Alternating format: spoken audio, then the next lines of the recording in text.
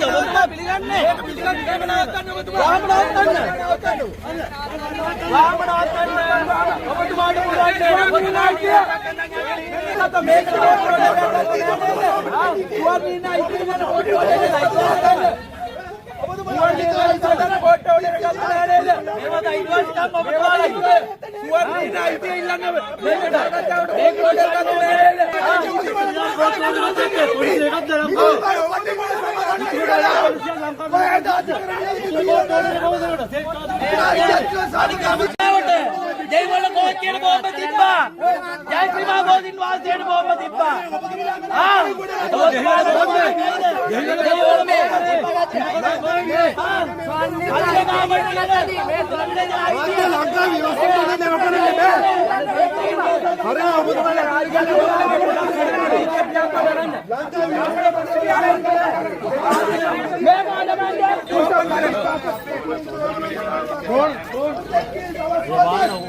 ඔන්න ඇතුල් වෙන්න හදන්නේ. ඒගොල්ලෝ කතා කරලා දෙන්න. වෙන්නේ නැතුව මොකද වෙන්නේ කියලා.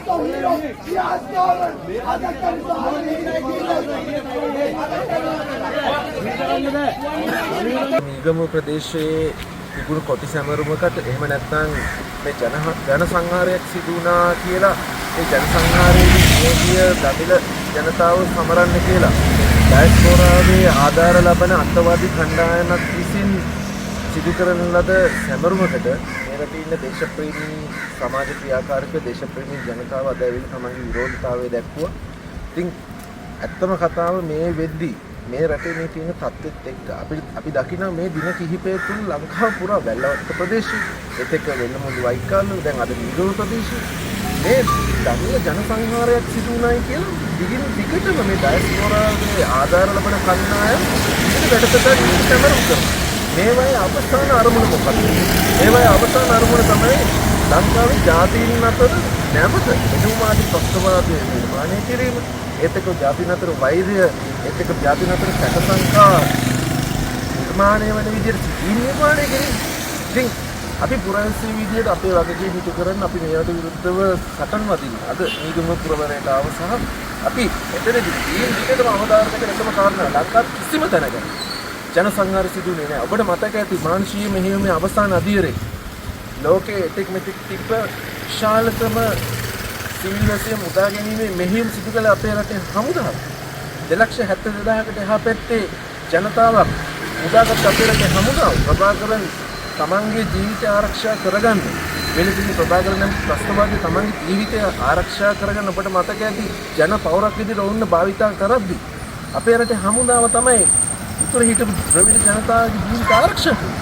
ඒ විදිහට ජීවිත ආරක්ෂා කළ මානව හිමිකම් ආරක්ෂා කළ ඔවුන් ජීවිතින් අයිතිය ලබා දෙන අපේ හමුදාවට මේ විදිහට දිගින් දිගටම කරන අපහාස. එහෙන් බැලුවොත් උතුර බැලුවොත් ඒක තිස්ස විහාරය.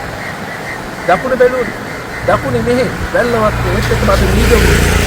සංහාන්නේ මේ වගේ දිගින් දිගට කොටි සැමරුම් සහ කොටින්ගේ මතවාදයට අනුබල ලබා දෙන සැමරුම් සිදු වෙනකොට ලංකාවේ ජනාධිපතිවරයා අපේ අවශ්‍ය ක්‍රියාමාර්ග ගන්න. ඇයි මේකට ජාතික ආරක්ෂාවට විශාල ප්‍රශ්නයක් වෙන මේ ක්‍රියාවන් වලට විරුද්ධ නීතිමය ක්‍රියාමාර්ග ගන්නේ. ඒ ජනාධිපතිවරයා නිහඬ වෙන්නේ. අපි කොහෙටද මේ සිදුතු අරගෙන ඉන්නේ ගරු ජනාධිපතිතුමනි. ඔයාලා මේ පාඩම කියලා දෙන්න. හැබැයි එක දෙයක් මතක තියාගන්න ගරු ජනාධිපතිතුමනි. අපි අපේ මතවාදය දරන අපේ මතවාදය විශ්වාස කරන මේ කඳවුරේ අවසාන සමාජිකයා ජීවතුන් අතර ඉන්නවා. මේ රටේ නැවත ත්‍රස්තවාදයට හිසෝසෝන් අපිට දෙන්නේ නැහැ. නැවත බෙදුම් වාදයට හිසෝසෝන් අපිට දෙන්නේ නැහැ. සහ මේ රටේ කිසිම ආකාරයක ජන සංහාරයක් සිදුුනේ නැහැ කියන ඒ ප්‍රකාශය සාධි සහිතව ඔප්පු කරන්නේ ජන සංහාර නෙමෙයි මේ රටේ සිදුුනේ ත්‍රස්තවාදයෙන් අපේ මව්බිම ආරක්ෂා කර ගැනීම මව්බිම බේරා ගැනීම පමණ සිදුුනේ ත්‍රස්තවාදයට විරුද්ධ. එහෙම නැත්නම් ලෞකික ජනතාව විරුද්ධව ත්‍රස්තවාදයට විරුද්ධව සටන් වැදලා වසර 16කට පස්සේ අපි ලැබු මේ යුද ජයග්‍රහණය මුළු ජාතියක් විදිහට එක අම්මගේ දරුවෝ විදිහට සිංහල දෙමළ මුස්ලිම් අපි හැමෝම ලැබු ජයග්‍රහණය කවදාවත් හැල් වෙන්න අපි දෙන්නේ නැහැ. අපේ පණ කෙන්ද තියෙන අපේ කඳුරේ අපේ මතවාදී විශ්වාස කරන අවසාන කෙනා ජීවත් අපි සටන් වදිනා විතර නෙමෙයි. අපි රණවිරුවන්ට ආදරේ අපි ජාතික ආදරේ. අපි මේ මතවාදයෙන් දෙන්නේ. ඒ අද ඇත්තටම ආවේ මේ පැමිණිල්ල ඊළඟ ප්‍රදේශයේ ඒ කොටි සැමරුමට. ඒ කොටි සැමරුමේ ප්‍රධාන වශයෙන්ම තියෙන කාරණා දෙකකට. කාරණාවක් තමයි ඔබට මතක ඇති ඔබ දන්නව ඇති දැන්නවත්. එක කාරණාවක් තමයි නව ව්‍යවස්ථාවක්. ඒ කියන්නේ ලංකාවේ ව්‍යවස්ථාව වෙනස් කළ නව ව්‍යවස්ථාවක් මේ වෙනම රාජ්‍යයක් නිර්මාණය කරන උතුරේ. ඒ කාරණාව සහ මේ දෙමළ ජන සංහාරයක් සිදුනා කියන කාරණාව මත මේ ජනතාව ආණ්ඩුක්‍රම ව්‍යවස්ථාව උල්ලංඝනය කිරීම ඒක කාරණාවක්. දෙවෙනි කාරණාව සරණීය අයිතිය කියන එකේ වෙනම රාජ්‍යයක් ඉල්ලන්නේ. හැබැයි ලංකාවේ ආණ්ඩුක්‍රම ව්‍යවස්ථාවයට ඒ වගේ දේ සාකච්ඡා කිරීමත් වරදක්. ඉතින් ඒ කාරණාවට සහ මේ ද්‍රවිඩ ජනතාවගේ දමිළ සංහාරයක් සිදුනා කියන ඒ කාරණාවට ඔය කියන කාරණා දෙක තුල මේ සමාජය තුළ නිර්මාණය වෙන්නේ වෛර. සමාජය තුළ බයක් පැකක් නිර්මාණය.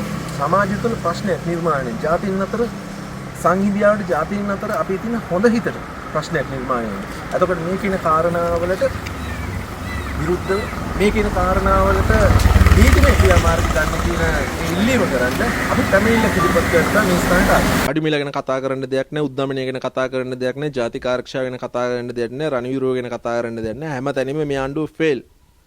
ජනාධිපතිවරයාව නාවන්න ගෙනියන බල්ලෙක් අරන් යනවා වගේ තමයි රණවිරු සැමරුමට අරන් ගියේ. ඒක එකක්. අනිත් පැත්තෙන් අන්තවාදීන් තිස්ස විහාරයට දිගින් දිගටම ප්‍රශ්න ඇති කරන, තිස්ස විහාරයට යන එනාට බාධා කරන, ඒකට උත්තරීතර අධිකරණ නියෝගයක් පවා තියෙනවා. යන එනාට බාධා කරන්න එපා කියලා උත්තරීතර අධිකරණ දීප අධිකරණ නියෝගයක් පවා තියෙද්දි මොවුන් දිගින් දිගට මේකට බාධා කරන විතරක් නෙමෙයි ඉඩම් කොල්ල කන්නේ ඒ පැත්තේ ඉන්න අන්තවාදීන් උත්සාහ කරනවා. ඒ අතර වාරේදී වැල්ලවත්තේ වෙල්ලා ත්‍රස්තවාදී සැමරුම් මැරිච්ච ත්‍රස්තවාදීන් සමරනවා. යාපනයේ වෙල්ල මුල්ලි බයික් කාල්වල මැරිච්ච ත්‍රස්තවාදීන් සමරනවා. මේවා පිටිපස්සේ හොයා ඉන්න කට්ටිය හොයාගෙන ගියාම අරගලේ තුල අරගලේ ඇතුලේ හිටපු පූජකතුමන් හිටන් ඒක ඇතුලේ ඉන්නවා.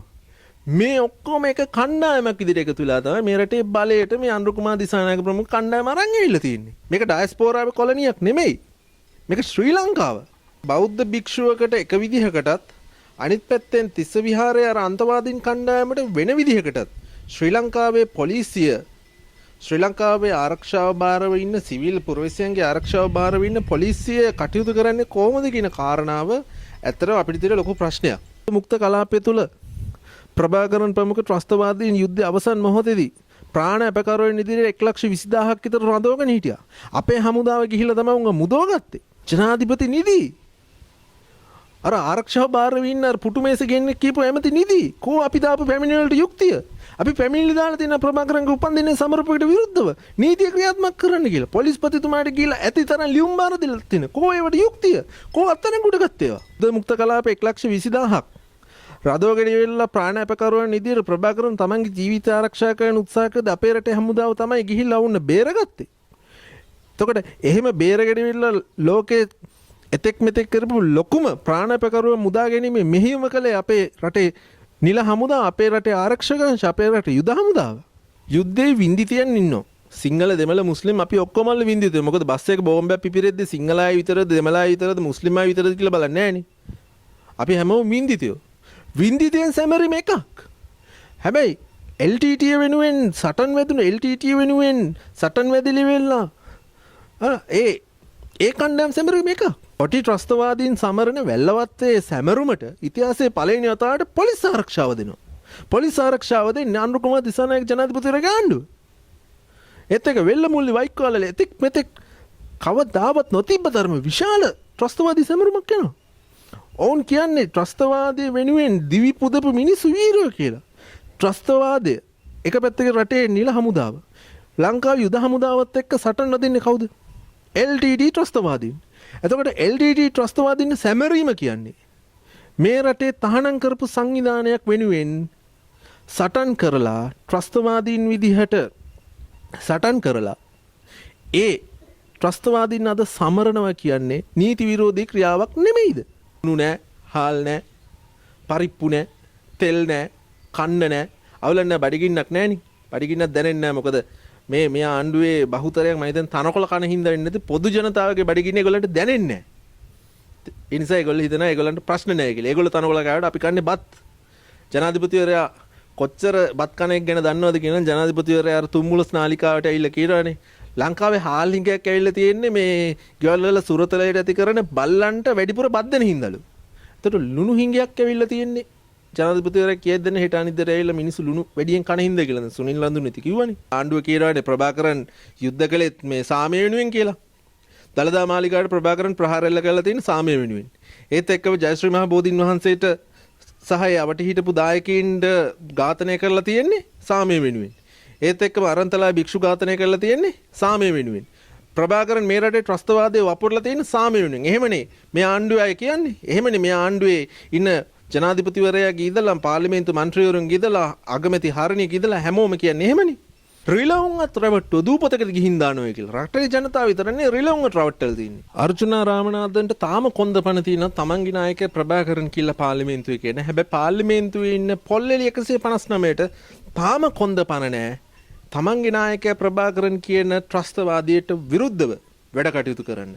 ඉතින් අර්ජුනා කියපු ඒ කතාවේ තියෙන වැදගත්ම කොටස තමයි ඔහු කියනවා පාර්ලිමේන්තුවේ ඉන්න මේ 159ටම මේ රට බේරගත්තේ රණවිරුවන් කියන්න කොන්දපණ නැහැ කියලා. අද ඔබ දකින්න ඇති අම්පිටියේ ස්වාමින් වහන්සේව අත්අඩංගුවට අරන් තියෙනවා. උන්වහන්සේව අත්අඩංගුවට අරගෙන තියෙන්නේ පොලිස් නිලධාරීන්ගේ රාජකාරියට බාධා කිරීම කියන චෝදනාව මත. හැබැයි ওই විදිහටම පොලිස් නිලධාරීන්ගේ රාජකාරියට බාධා කරපු අර තිස්ස විහාරේ අර අන්තවාදීන් කණ්ඩායම අද වෙනතුරු අත්අඩංගුවට අරගෙන නැහැ. එතකොට බෞද්ධ භික්ෂුවකට එක විදිහකටත් අනිත් පැත්තෙන් තිස්ස විහාරයේ අර අන්තවාදීන් කණ්ඩායමට වෙන විදිහකටත් ශ්‍රී ලංකාවේ පොලිසිය ශ්‍රී ලංකාවේ ආරක්ෂාව භාරව ඉන්න සිවිල් පුරවැසියන්ගේ ආරක්ෂාව භාරව ඉන්න පොලිසිය කටයුතු කරන්නේ කොහොමද කියන කාරණාව ඇත්තටම අපිට තියෙන ලොකු ප්‍රශ්නයක්.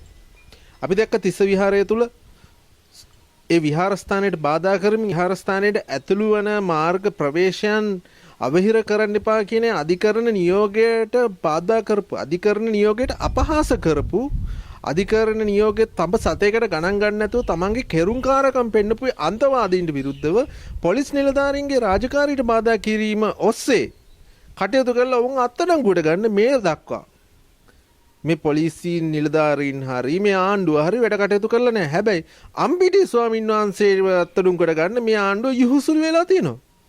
ඉතින් අපිට හොඳටම පේනවා මේ ආණ්ඩුව කාට විරුද්ධවද තමන්ගේ සටන ගෙනියන්නේ කියලා. මේ රටේ සංස්කෘතියට බෞද්ධ ආభాෂයට ඒත් එක්ක බෞද්ධාගමික නායකයන්ට විරුද්ධවද මේ ආණ්ඩුව මේ විදිහට මේ තමන්ගේ සටන ගෙනියන්නේ කියන කාරණාව දැන් අපිට අහන්න වෙලා තියෙනවා. මොකද අර අන්තවාදීන් තාම නිදැල්ලේ. මුළු රටක් මුළු ලෝකයක් දැක්ක ඒ අන්තවාදීන්ගේ ක්‍රියාවලිය. මුළු ලෝකයම මුළු රටක් දැක්කා. අධිකරණ නියෝග වලට අපහාස කරලා අධිකරණ නියෝග තඹ සතේකට ගණන් ගන්න නැතුව අධිකරණට අපහාස අවමන් වෙන විදිහට ඔවුන් හැසිරෙච්ච විදිය. යුද්ධයෙන් අපේ රට මේ 30 අවුරුදු ත්‍රස්තවාදයෙන් මුදවගත්ත රණවිරුවන්ට අපහාස කර කර ඒ විහාරස්ථානයට අපහාස කර කර හැසිරෙච්ච ඉතින් මුළු ලෝකයක් දැක්කා මුළු රටක් දැක්කා. හැබැයි මේ ආණ්ඩුවට ඒකට එරෙහිව ක්‍රියාමාර්ග ගන්න හැකියාවක් නැහැ. මොකද ඩයස්පෝරාට වැඳ වැටිලා ඉන්නේ ඉඳා. හැබැයි අම්පිටි හාමුදුරුවන් ඩබල් එකේ ගිහලා අතනඟුඩ ගත්තා. මං අහන්නේ අර පුටු මේස අරගෙඩි වෙලා මේ මොකද මේ රටේ ජාතික ආරක්ෂාව ගැන කියලා දෙන්න කියන ඒ හාදයාගෙන් මං අහන්නේ. ඔයා ඔහොමද පොලිසිය මෙහෙවන්නේ? මේ රටේ ජනාධිපති අනුර කුමාර දිසානායකගෙන් අපි අහන්නේ ඔයා ඔහොමද මේ රටේ පොලිසිය මෙහෙවන්නේ? ඉතින් ලැජ්ජ වෙන්න ඕනේ. අනුර කුමාර දිසානායක ජනාධිපතිවරයා ජනාධිපති වෙන්න කලින් කිව්වේ මේ රටේ ඉන්න රණවිරුවන් වෙනුවෙන් තමයි පෙනී ඉන්නවයි කියලා තමයි රණවිරු සංසද හැදුවේ. හැබැයි ඔහු ජනාධිපති වුණාට පස්සේ දැන් ඩයස්පෝරාවේ පදේට නටන ගමන් දැන් රණවිරුව සෙබළු වෙලා. විජිත හේරට රණවිරුව සෙබළු වෙලා. විලි ලැජ්ජ වෙන්න ඕනේ. මොකද්ද මේ? මේක ඩයස්පෝරාවේ කොලනියක් නෙමෙයි. මේක ශ්‍රී ලංකාව. මේක මේ විදි මේ ආණ්ඩුවට අමතක වෙලා තියෙනවා. ඒත් එක්කම ඡන්දය දීපු ජනතාවට මේ ආණ්ඩුව වෙනුවෙන් තමන්ගේ ඡන්දය පාවිච්චි කරපු රණවිරුවත් ගිහලා ආබාධිත රණවිරුවත් ගිහිල්ලා වෙලා මේ ආණ්ඩුව වෙනුවෙන් ඡන්දය පාවිච්චි කරලා තියෙනවනේ.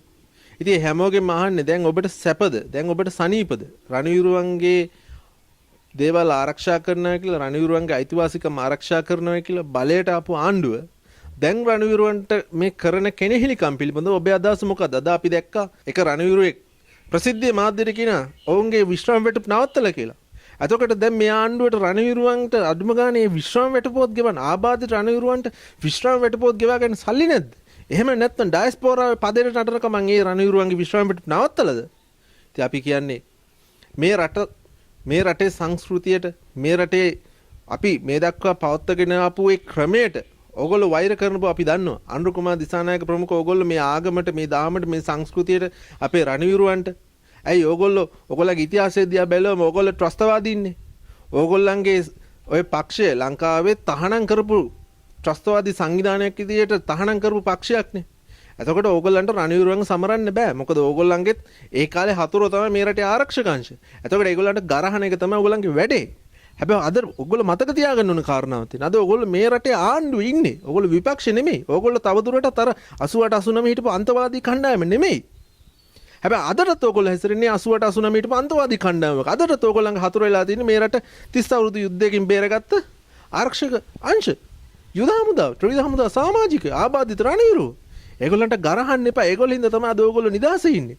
ඔයගොල්ලන්ගේ ජනාධිපතිවරයාට අනුර කුමාර දිසානායකට ලංකාවේ ජාතික ආරක්ෂාව පුද්ගල ආරක්ෂාව තහවුරු කරගන්න බැරුව එකතැන චොර වෙලා අර මොකාද වගේ වෙලා ජනාධිපති කාර්යාලයට ඇතුළු වෙන අයව 4 තැනක 4 පොලකින් දැන් චෙක් කරනවලු. ඒ තරමට තමන්ගේ ආරක්ෂාව ගැන හිතන මනුස්සයට ඇයි රටේ ආරක්ෂාව ගැන හිතන්න බැරි? තමන්ගේ ආරක්ෂාව බිඳ වැටිලා තමන්ගේ කාර්යාලයට ඉන්නේ ওই කාර්යාලයේ හැදුරුම්පත දාගත්ත රජයේ නිලධාරීන් සහ තමන්ගේ කාඩර් එකේ මිනිස්සුන් ගනේ. ඒ කාඩර් එකේ මිනිස්සුන්වත් 4 පාරක් චෙක් කරලා ගන්න තරමට මං කියන්නේ ජනාධිපති කාර්යාලයේ ආරක්ෂාව. ජනාධිපති කාර්යාලයේ එහෙම රටේ ආරක්ෂාව. ඉතින් මම කියන්නේ මේ විගඩම් නවත්තන්න දැන්වත් කරුණා කරලා මේ රටේ ජාතික ආරක්ෂාව තහවුරු කරන්න වැඩ කටයුතු කරන්න පුටු මේස අරගෙන අපිට ඔයා ගාවට එන්න ඉඩ තියන්න එපා. අපරාධයක් සිදුවන හැම ස්ථානයකටම ගිහලා අපිට පුටු මේස තියාගෙන ඉවරලා ඔයගොල්ලන්ට ටියුෂන් දෙන්න බෑ. ඒකට නෙමෙයි ඔයගොල්ලෝ බලයට ආවේ. ඔයගොල්ලෝ බලයට ආවේ මේ ප්‍රශ්න විසඳන්න. අද වෙද්දි ලූණු නැහැ. අද වෙද්දි හාල් ගිනි ගන්න. පොල් තෙල් ගිනි ගන්න. මිනිස්සු කොහොමද ජීවත් වෙන්නේ? ඒව ගැන ඇහුවාම අර රිලව් බාර ඇමති කියනවා මේ ඒ වගේ පොඩි දේවල් ගැලුද සාකච්ඡා කරන්නේ. මං අහන්නේ මොන පිස්සුවක්ද මේ? රිලවුන්වත් රවට්ටුව දූපතකට ගිහින් දානවා කියලා. රටේ ජනතාව විතරනේ රිලවුන්වත් රවට්ටලා තින්නේ. මේ වගේ මේ රටේ ප්‍රශ්න ඇති කරපු මේ වගේ ජෝකර්ලා ටිකක් අපි දැක්කමයි. හොඳම කාරණාව තමයි ඊ අර්චුනා රාමනාදන් මන්ත්‍රීවරයා කියූප එක. අර්චුනා රාමනාදන් බය නැතුව පාර්ලිමේන්තුවේ ඇවිල්ලා කියන එයාගේ නායකයා ප්‍රභාකරන් හැබැයි එයා අදට ප්‍රභාකරන් අදහනොයි කියලා. එතකොට තමන්ගේ නායකයා ප්‍රභාකරන් කියපු ඒ ත්‍රස්තවාදයේ අදහන මිනිහෙට විරුද්ධව කතා කරන්න ඔය MPP එකේ හිටපු ඔය NPP එකේ හිටපු පොල්ලෙලි 159 එකකටවත් කොන්දක් තිබුණේ නැහැ. අර්ජුනා රාමනාදන්ට තාම කොන්ද පණ තියෙනවා තමන්ගේ නායකයා ප්‍රභාකරන් කියලා පාර්ලිමේන්තුවේ කියන. හැබැයි පාර්ලිමේන්තුවේ ඉන්න පොල්ලෙලි 159ට තාම කොන්ද පණ නැහැ. තමන්ගේ නායකයා ප්‍රභාකරන් කියන ත්‍රස්තවාදයට විරුද්ධව වැඩ කටයුතු කරන්න. ඉතින් අර්ජුනා කියපු ඒ කතාවේ තියෙන වැදගත්ම කොටස තමයි ඔහු කියනවා පාර්ලිමේන්තුවේ ඉන්න මේ 159ටම මේ රට බේරගත්තේ රණවිරුවන් කියන්න කොන්දපණ නැහැ කියලා. ඉතින් ත්‍රස්තවාදීක අදහන මිනිස්සෙක් වුණා ත්‍රස්ත ලංකාවේ තහනම් කරපු ත්‍රස්තවාදී සංවිධානයක නායකයෙක් තමන්ගේ නායකයයි කියලා පාර්ලිමේන්තුවේ ඇවිල්ලා කොන්දපණ තියෙන අර්ජුනා මේ පාර්ලිමේන්තුව ඇතුළේ ඉන්න පොල්ලෙලි 159ට වඩා ශක්තිමත් කියන කාරණාව පෙන්නවා. අද වෙනතුරු ඊට විරුද්ධව ඔය පාර්ලිමේන්තුව ආණ්ඩු පක්ෂින්න කිසිම කෙනෙක්ට කට අරින්න බැරි වුණා. විපක්ෂින්න කිසිම නායකයෙක්ට කට අරින්න බැරි වුණා. අර්ජුනාට කටවහගෙන ඉඳගන්න ප්‍රභාකරන් කියන්නේ කොටියෙක් කියලා කියන්නේ. ඔය පාර්ලිමේන්තුවේ ඉන්න 225 එකෙක්ට බැරි වුණා. එකම එක එහෙම කිව්වේ ඒ කළුතර දිස්ත්‍රික්කේ රෝහිත අබේගුණවර්ධන විතරයි. ඒ මිනිස්සුන්ට විතර කොන්දපණ තිබ්බේ කියන්නේ ප්‍රභාකරන් කියන්නේ කොටියෙක් කියලා. ඒ ඇරෙන්න ඊයේ පාර්ලිමේන්තුවට පෙකෙට්ට බැරි වුණා කියන්න ප්‍රභාකරන් කියන්නේ කොටියෙක් ඌ මේව කළේ ත්‍රස්තවාදී කියලා. ආණ්ඩුවට ඉතින් ඔක් කෝපත් කියන්න බෑ. මොකද ආණ්ඩුව කියනවානේ ප්‍රභාකරන් යුද්ධ කළෙත් මේ සාමය වෙනුවෙන් කියලා. දළදා මාලිගාවට ප්‍රභාකරන් ප්‍රහාර එල්ල කරලා තියෙන සාමය වෙනුවෙන්. ඒත් එක්කම ජයශ්‍රී මහ බෝධින් වහන්සේට සහ යවට හිටපු දායකයින්ට ඝාතනය කරලා තියෙන්නේ සාමය වෙනුවෙන්. ඒත් එක්කම අරන්තලා භික්ෂු ඝාතනය කරලා තියෙන්නේ සාමය වෙනුවෙන්. ප්‍රභාකරන් මේ රටේ ත්‍රස්තවාදයේ වපුරලා තියෙන සාමය වෙනුවෙන්. එහෙමනේ මේ ආණ්ඩුවේ අය කියන්නේ. එහෙමනේ මේ ආණ්ඩුවේ ඉන්න ජනාධිපතිවරයාගේ ඉඳලා පාර්ලිමේන්තු මන්ත්‍රීවරුන්ගේ ඉඳලා අගමැති හරණියගේ ඉඳලා හැමෝම කියන්නේ එහෙමනේ. ඒගොල්ලෝ කැමති නෑ මේ රණවිරුවෝ ත්‍රස්තවාදයෙන් රට බේරගත්තා කියන්නේ. ඒගොල්ලෝ කියන්නේ උතුරයාත් සටන් කළේ ඒගොල්ලන්ගේ සාමය වෙනුවෙන්. ත්‍රස්තවාදයයි ඒත් එක්කම ලංකාවේ තියෙන නීතිගත වෙච්ච නිල හමුදාවේ අඳුරගන්න බැරි කණ්ඩායම තමයි මේ විදි පාලනේ ඉන්නේ. මොකද ඒගොල්ලෝ ත්‍රස්තවාදීයනේ. ඒගොල්ලෝ තහනම් කරපු සංවිධානයක සමාජික විදියට ඉඳලානේ ඊට පස්සේ ප්‍රජාතන්ත්‍රවාදී ප්‍රවාහයට ඇවිල්ලා දැන් රටේ බලය අල්ලලා තියෙන්නේ. රටේ බලය අල්ලලා නෙමෙයි රටේ මිනිස්සුන්ට පුළුවන් තරම් කියන්න ඕනේ ඔක්කොම බොරු ටික කෙබර ටික කියලා මිනිස්සුන්ගේ වෛරය අවුස්සලා වෛරය බතින් තමයි බලයට 141ක් ඡන්ද අරගෙන. දැන් මේ 141 කොමාරි පාර්ලිමේන්තු මැතිවරණයේදී ඊට වඩා පොඩ්ඩක් වැඩි කරගෙන දැන් ආයෙ වැටලා තියෙනවා 140 ගන්නට. බහුතරයක් නැති විකෘති පාර්ලිමේන්තුවක් තමයි මේ වෙද්දි තියෙන. බහුතර ජනමතයක නියෝජනය නැති විකෘති පාර්ලිමේන්තුවක ඉඳලා මේගොල්ලෝ මේ රට තව දුරටත් වලපල්ලට අරන් යනවා. ඉතින් අපි මේ රටේ ජනතාවගෙන් අහන්නේ ඕගොල්ලෝ තව දුරටත් මේ විගඩම් දිහා බලාගෙන ඉන්නවද? එක පැත්තකින් රණවිරුවන්ට ගරහන, අනිත් පැත්තෙන් ජාතික ආරක්ෂා බිඳ වැටලා, අනිත් පැත්තෙන් ජනාධිපතිවරයාට මේ රටේ තියෙන ප්‍රශ්න තේරෙන්නේ නැහැ, ඇමතිවරුන්ට මේ රටේ තියෙන ප්‍රශ්න තේරෙන්නේ නැහැ. මොකක් හරි ප්‍රශ්නයක් උද්ගත වෙලා මිනිස්සු ඒ ප්‍රශ්නය ගැන විමසනකොට මොකක් හරි ෆයිල් එකක් ගෑල්ලා එළියට දාලා වෙලා අපි මේක ජනගත කළා කියන එතනින් එහාට ෆයිල් එක ගැන කිසිම නීතිය ක්‍රියාත්මක වෙILLක් නැහැ. අපි ඊයේ දැක්ක අරගලකරුවන්ගේ නඩු වලට අරගලකරුවන්ට මේ විදි තියෙන නඩු වලට සහනයක් ගන්න පුළුවන්ද කියලා ගිහිල්ලා වෙලා එක කණ්ඩායමක් රාජ්‍ය පාර්ශව හම්බ වෙනවා. එතකොට මම අහන්නේ මේ අධිකරණය තුලින් වෙන්න ඕනේ ක්‍රියාවලින් වලට කොහොමද ඇමතිවරු අත දාන්නේ? මේගොල්ලෝ අධිකරණ ක්‍රියාවලින් වලට අත දාන්නේ නැහැ කියලා නේද බලයට ආවේ? අරගලකරුවන් නෙමෙයි කවුරු වුණත් කාටුන නීතිය එක සමාන නම් මේ සියල්ල විසඳෙන්න ඕනේ අධිකරණය තුලින්. අධිකරණය තුලින් විසඳ ගන්න ඕනේ දේවල් මේගොල්ලෝ ආණ්ඩුවේ මැදිහත් වීමෙන් කරන්න යනවා නම් එතන කොහෙද අධිකරණීය යුක්තිසහගත වෙන්නේ? අරගලකරුවන් අපි හිතමුකෝ එහෙම. දැන් මේගොල්ලෝ පාර්ලිමේන්තුවේ ඇවිල්ලා ජනගත කරනවා සභාගත කරනවා ලේඛනයක් අරගලකරුවන් විසින් විනාශ කළ හිටපු ඇමතිවරුන්ගේ දේපල වලට ඔවුන් ගත්ත වන්දි. හරි.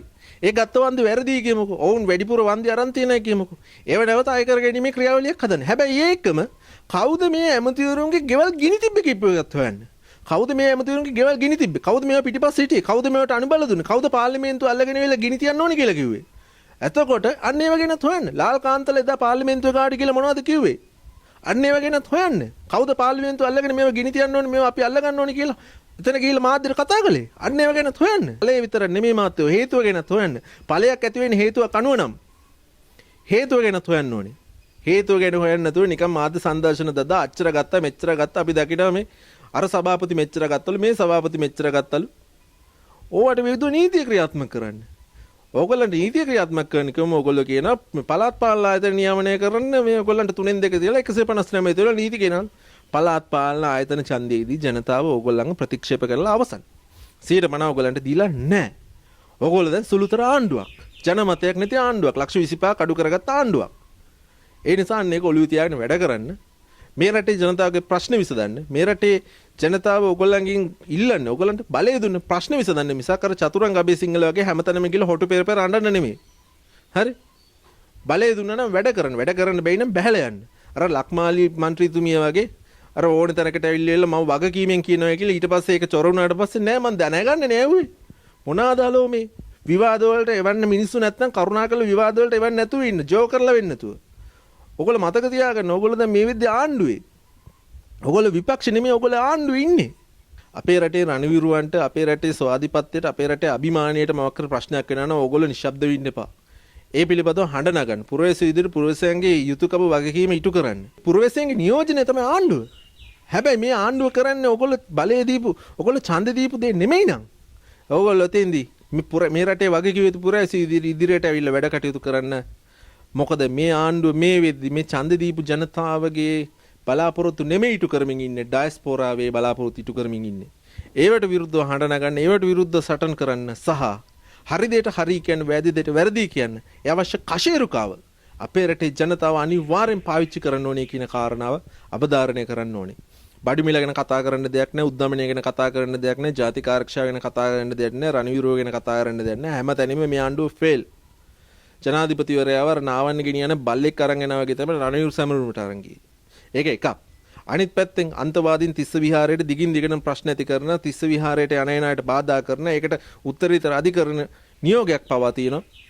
යන එනාට බාධා කරන්න එපා කියලා උත්තරීතර අධිකරණෙන් දීපු අධිකරණ නියෝගයක් පවා තියෙද්දි මොවුන් දිගින් දිගට මේකට බාධා කරන විතරක් නෙමෙයි ඉඩම් කොල්ල කන්නේ ඒ පැත්තේ ඉන්න අන්තවාදීන් උත්සාහ කරනවා.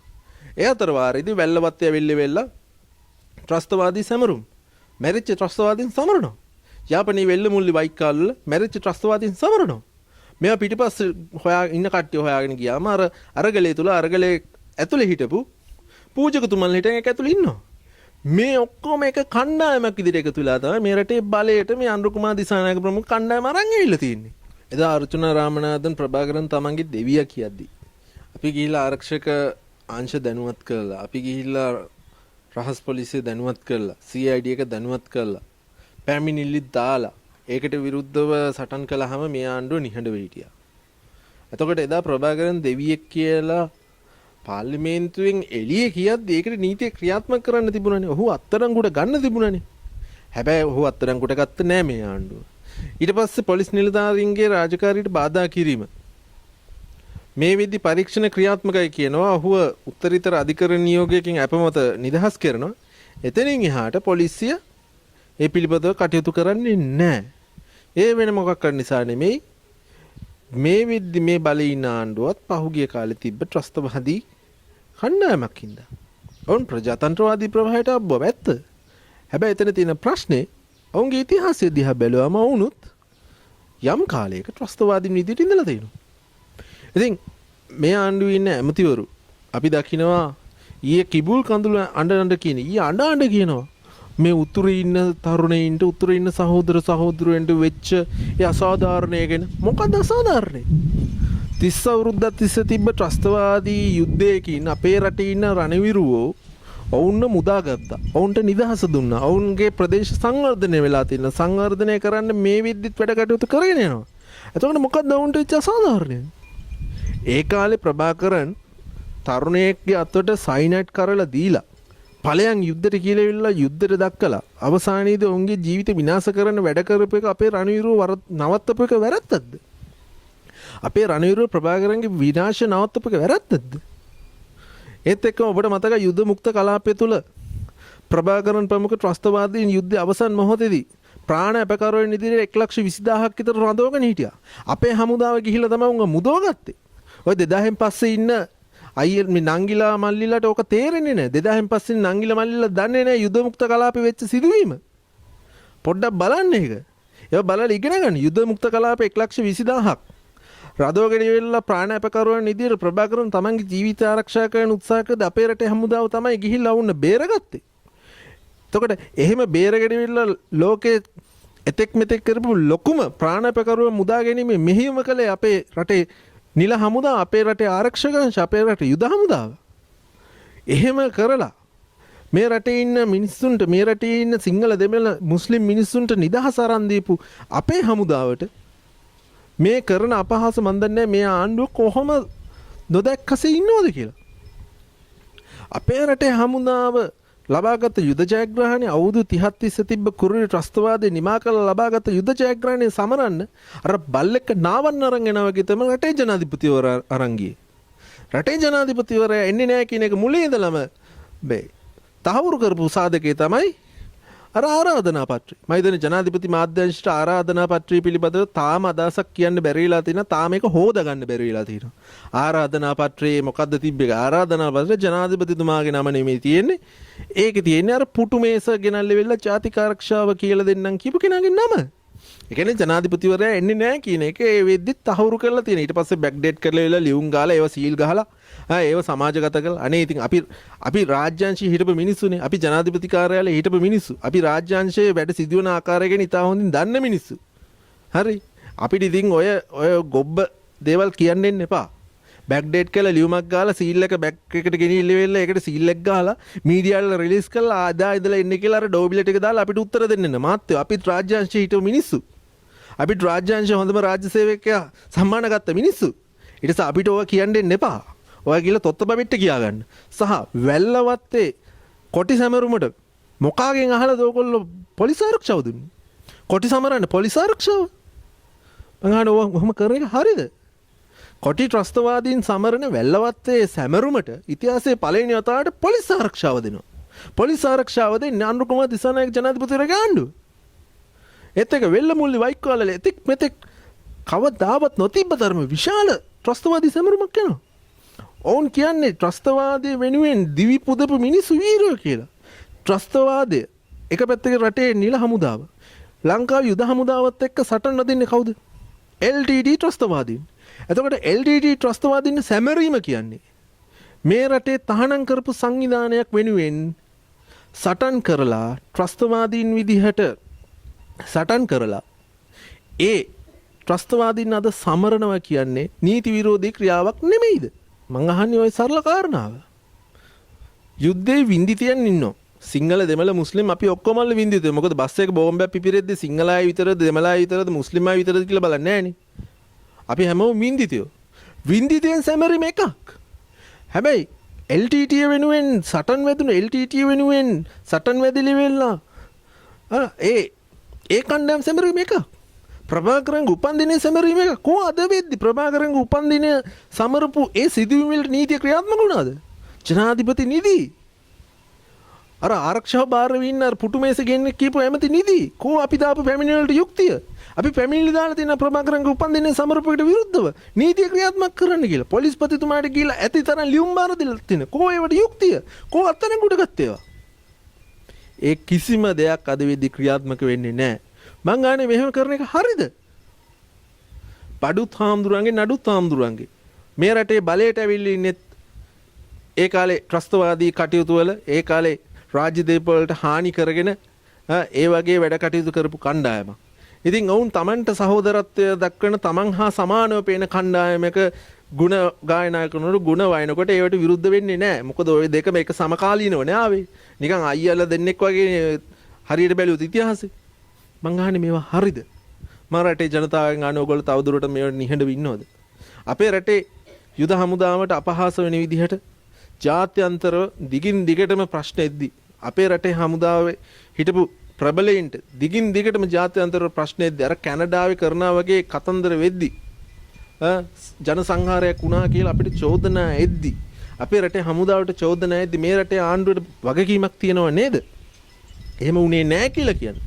එහෙම උනේ නැහැ අපේ රටේ හමුදාව තමයි ලෝකේ ලොකුම එතෙක් මෙතෙක් කරපු ලොකුම විශාලතම මානුෂීය මුදා ගැනීමේ මෙහෙයුම කළේ වෙල්ලමුල්ලි වයික්කාල් වල ඒ යුද මුක්ත කලාපේ 1,20,000ක් මුදා ගැනීමේ මෙහෙයුම කළේ අපේ හමුදාව කියලා කියන්න මේ ආණ්ඩුවට මේ රටේ ජනාධිපතිවරයාගේ කටපණ නැද්ද දෙයියනේ ඉතින් ඕවා තමයි අපිට අහන්න දෙන ප්‍රශ්නේ ලුණු නැහැ හාල් නැහැ පරිප්පු නැහැ තෙල් නැහැ කන්න නැහැ අවුලක් නැහැ බඩගින්නක් නැහනේ බඩගින්නක් දැනෙන්නේ නැහැ මොකද මේ ආණ්ඩුවේ බහුතරයක් මම හිතන්නේ තනකොළ කන හින්දා වෙන්නේ නැති පොදු ජනතාවගේ බඩගින්න ඒගොල්ලන්ට දැනෙන්නේ නැහැ ඒ නිසා ඒගොල්ලෝ හිතනවා ඒගොල්ලන්ට ප්‍රශ්න නැහැ කියලා. ඒගොල්ලෝ තනකොළ කාවට අපි කන්නේ බත්.